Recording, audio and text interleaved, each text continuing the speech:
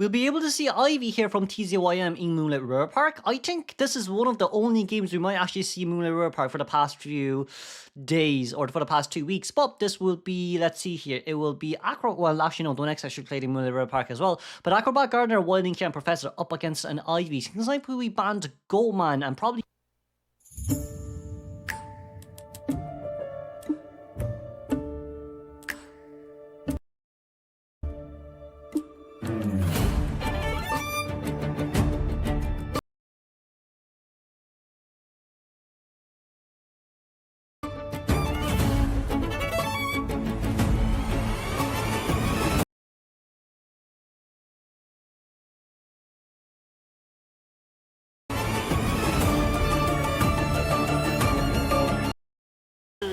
C 跳反射飞轮效应。好的，现在进入比赛画面，本场对局由 Brave 的求生者对阵 MEOW 的监管者，由林子解说烤鸭为您带来 COA 实时赛况解说。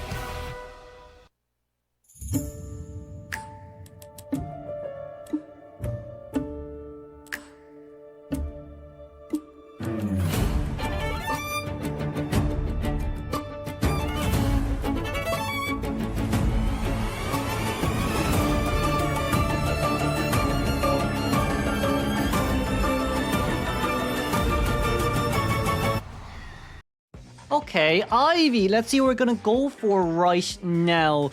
The biggest question in mind here is TZYM seems like he wants to go lock the Cypher machines first before actually doing anything major. We definitely will not be teleporting towards Wilding since Wilding isn't on board just yet, but it's still just going to be Cypher lock here and there constantly for quite a bit of time. We do see Acrobat here also upstairs holding on towards the bottom, which I don't think that's really the best. You could have just vaulted down. You could have just normally vaulted down. But that's a really big mistake from the side of Acro. Gonna be able to see now there, Cypher Machine being locked as well. And now all what it takes for us to actually catch up towards Acrobat here is one good revelation towards Acrobat, because we can see which direction Acrobat is looking at, and just a teleport over. And it seems like we are now at 59 stacks of revelation from the side of Acro. So for Acro right now, we can definitely get a blink down. However, because he was only on towards the ball as well, it just might be a tiny bit harder here to play around with. Still trying to control that Yi for as much as we can. Form elimination currently at 27.6%.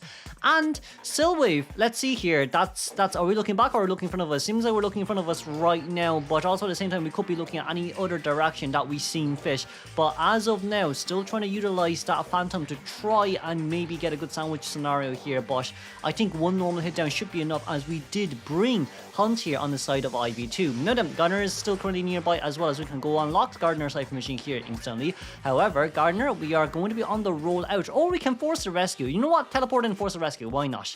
Why not? You can leech on towards Acrobat here just so you have a little bit more items here to use. And for Gardener right now, not really at a good spot. You're not really at the best spot here possible, but we would be able to get quite a bit. That's a very nice revelation there just to cancel the bubble, and with that in mind, that's a forced rescue.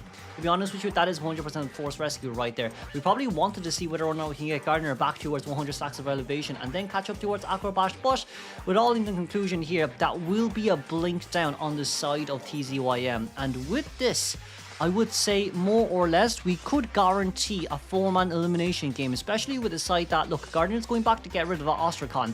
What can we do? We can leech on towards Gardener. It's pretty soon here as well, and then force a double down scenario. But we aren't max presence because we did not bring Insolence here.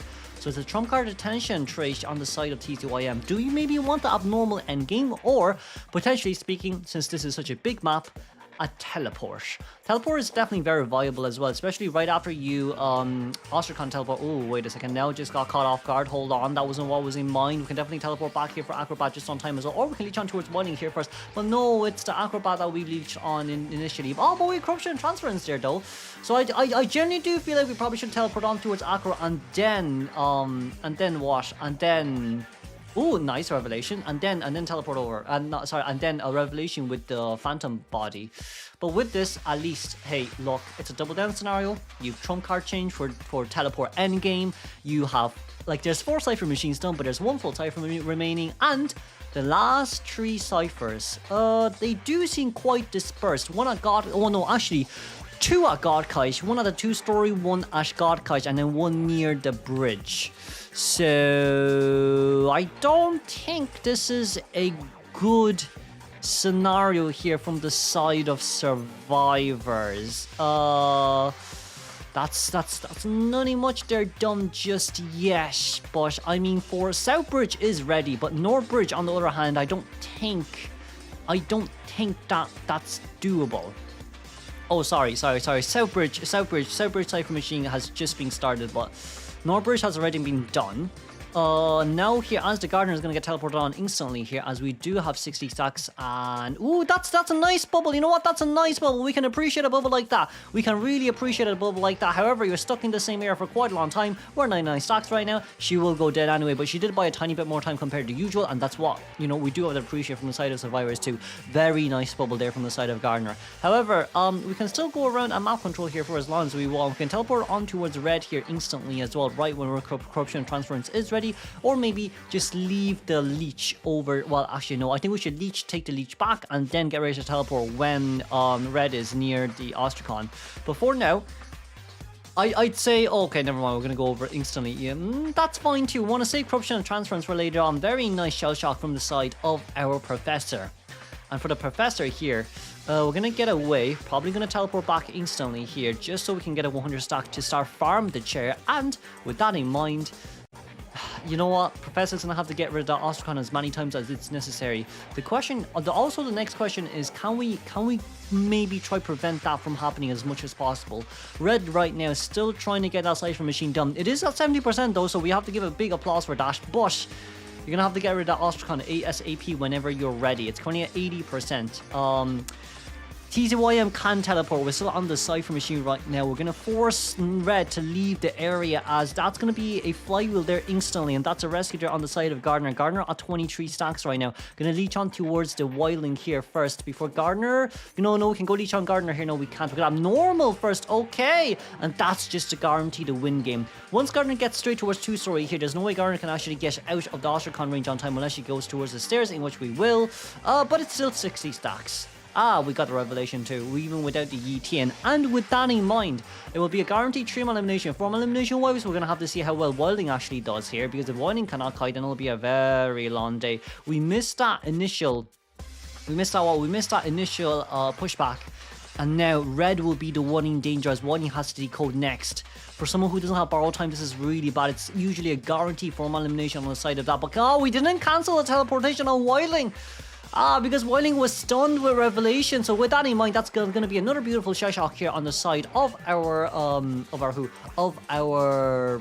professor. And for professor right now, I think we probably do want to get ready to bring back the We want to bring back the Phantom, but we want to wait for one to actually go inside the zone first. But we're outside right now. We're currently at 64 stacks. That 100 stack should be able to seal the deal, as we're going to be fine to be able to get our half health hit there. Now then, 7 seconds remaining on the clock until we actually can use our teleport there on the Ostracon once again, but it will be denied immediately by the professor, as now we're trying to rotate out of this area instantly. From the side of our Wildling's board is ready. But it seems like we just want to wait here for... Maybe we want an abnormal kick, but I do feel like we can just go towards Professor here instantly as well. And then instantly take back that revelation to... that Phantom towards the Wildling. Wildling completely decoding a newer Cypher Machine. Okay, that's fair, but Wildling can't be leashed here once again. We're going to aim for a really long endgame. It's just so much potential here from the side of Ivy, but also at the same time, it's also because of the fact that early game, that you know what, the biggest mistake this game was that early game first hit. If it wasn't for that early game first hit, I don't think Ivy would have such an easy time here with the map control. Did the survivors do well? Yes, they did, but there was trump card. There was trump card for the abnormal change, and I mean, there goes Professor down. Professor knows, well, he does have self-heal, but no borrow time. So that does come off as quite the big of an issue, doesn't it? And Wildling's board is still on cooldown here too. We can catch up towards Wildling here relatively fast. And I mean, Wildling can get on board, but that should be only a 20-second board here, considering the amount of times he's already not being on board right now. The TZYM It's going to be a slow chase here for the Wildling, but I think it will be a 4-man elimination game. I think we'll just speed this up more or less. And that's going to be Professor. Professor Self-Heal use. Yeah, so that's a 4-man elimination. Let's congratulate TZYM here for another 4-man moving directly on towards second half. Oh, okay. This is going to be fun. Braveman is rank 1 undead in CN server. So let's see how well a first undead CN compared to a first undead in JP. But from this team comp, it will be an aeroplanist, acrobat, female dancer, and mercenary. Braveman here will come.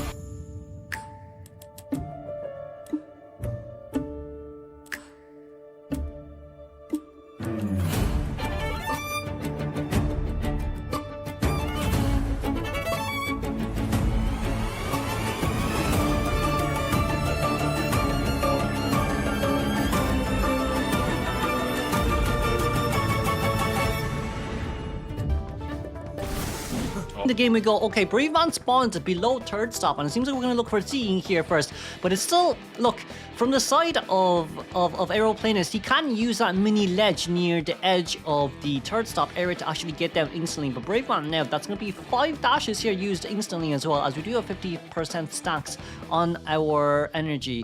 That will be the first jetpack there used just to catch up, but we should be able to chop block down, and that will be no Fruit Ninjas here. I actually cannot say Fruit Ninjas on stream, I need to realize that. But with that, can we get any hit? No, not just yet. That's a very nice twirl there on the side of our aeroplanist, and confined space will finally come intact as we're going to break the first pallet here. But even so, the first hit is still pretty darn slow after all. But the first hit also just missed because it's aeroplanist what we're talking about. You can control the huff and puff speeds however you would wish to do so just by tapping the button. But right around now, first hit here will finally register as we decide to use a dash here instead. Okay, that's interesting.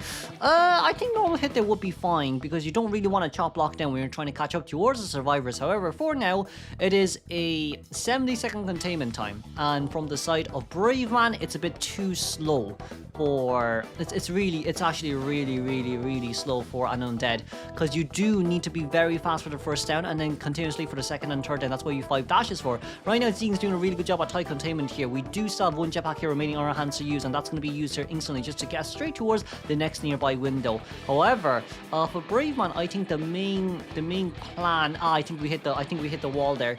But the main plan here should be to get this one down ASAP, as 3-man escape is already at 31%.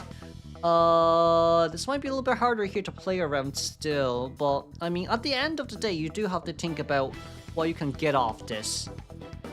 And that's a pallet stun. Okay, wow. Why is this so laggy? My lord. Braveman, can we get a chop block down? We didn't, but that should be fine for now. Oh my lord, Zene's still trying to get... Oh, I mean, we've contained enough. Look, it's a 3 Cypher Machine containment. It's 2-minute containment as well. But, like, it's just a vast difference here. We're going to teleport over straight to a shoots a female dancer, fast music box here. That's a slow music box deployed down there as well. But we do not have, wow, enough energy stacks to get rid of the pallet. But we can still have fast pallet breaking, thankfully. But I mean, that's just such a slow dash. That is such a slow dash. I don't think we can live like that at all. And Braveman right now is still trying to get that female dancer down ASAP. But I mean, is it doable? Yes, but it's just way too hard right now. Flywheel. Oh, no pallet stun though. That's good news. But I mean, look, it's full health. It is a full health. It is a full health undead after all. Not undead, female dancer after all. So, do we have ballet? We do. We do have ballet. We're back in the same ballet area. Ave Maria, this is so bad for undead. Where can we go? Where can we go? Where can we go? There we go. That's going to be undead. Can we get it? We did. Bosh. 1 Cypher Machine left. Now, the good news is they're all on this side of the map. That's the good news. Braveman has a really good endgame. 144 BPN right now. He has a really good endgame. We're just going to have to see how he actually utilizes this. Mercenary would be the one nearby here, trying to give off some type of pressure. But as long as you can pull distance early, you can always do really well against undead. And that's... Oof, the pole, the light pole blocked the chop. We're still on the loading screen. I'm going to tune the graphics down. This is so weird how this keeps lagging off like that. But Braveman, where are we going to go? We're looking for where Shushuzu is right now, but it just hurts. It really, really, really just hurts. CCAO is still trying to force that Cypher Machine open, but it's a mercenary going up against who can tank 3 hits. This man can tank 3 hits. My lord. And with dash. Ay. Wow, this lag is insane. In so many ways. Okay, I think we're not back. Are we even back? It's so dumb. The frame rates are actually so dumb, especially when I have 5G. But anyways, aside from that, T's trying to rush open a Cypher Machine as well. How much can we actually get off the Acro is another question in mind. I'd say everything overall should be fine here for the side of survivors, especially when they only need a 1-man escape. But everything else, nah. Everything else is going to be so hard for them. So hard for Braveman, not for survivors. Lol. Because like we can rush the Cypher Machine slowly. We can definitely rush the Cypher Machine slowly. It's literally 1 survivor at a Cypher Machine each right now. So yeah, no items left to use, but we can just go behind tent to go open that chest and see whether or not we can get an item that's useful for endgame or not. Preferably speaking here, they probably want the perfume. You probably do want the perfume, but we do see where Female Dancer is. Female Dancer can immediately heal the Mercenary later on. And Female Dancer has a needle. I mean, that needle was used for a self-heal scenario, but the Cypher Machine will now be primed. And we should be able to see a 4-man endgame here, thankfully. From the side of survivors, that's no hit there just yet. That's okay, as right around now, Mercenary's still on the ground. I think we probably do want Mercy to use self-heal here before we pop. Right, because we want that Mercenary to be a full health bare minimum. But now this just means a survivor at a gate each. We did not have trump card change there for our peepers. If we had peepers, it might have been way better for a Braveman, but this is just going to suck a lot from the side of survivor, from the side of the hunter. Sorry. Ay. But with this then, Xiao is going to try to get close towards a pallet or a window. Maybe we want to go upstairs first, just so we can force Braveman to vault down. But this is definitely claustrophobia Undead too. But I mean, like from the side of Meow, it's really just how many points can we get off this 4-man endgame. We're going to be able to pop open the Cypher Machine there. No, we use self-heal there. Okay, and then go straight towards 2-story because there's no dash potential here anymore. It's not easy to dash upstairs. It's really not easy to dash upstairs. We should be able to get the vault down here scotch-free. And teleport is ready. However, we do see here as well the XK is really slow because of claustrophobia. Mercy, nice dodge. But it's still gonna get hit anyway, so it's fine. But you need a 1-man escape. There's 1 survivor in middle, and there is a teleport going over straight towards Zing. All what T has to do here is to go over and start healing Merc. So then that Merc will not deplete at all. Let's see, or... Okay, we see there, right? Merc's not bleeding anymore. See how Merc's not bleeding anymore? There is the Acrobat nearby to heal. That is the absolute horror of Undead, honestly. So Merc should be healed here, no matter what happens. I mean, aeroplanes will go down, sure, no problem at all. But now everyone can run straight towards the gate. Braveman only has 2 dashes here left to use. I mean, it's charging pretty fast, it does seem, but the survivors are going to be definitely moving faster than Dash Undead. And especially with the fact that the T and the Acrobat and the Female Dancer has not been on the ground yet, so we're just going to come in for a body block scenario here. I mean, Female Dancer has been on the ground, but I mean, we're all near the exit gate here, and let's congratulate a 3-man escape from the side of not free. Oh my god, from the side of Meow. Ay, and for them taking over game 2.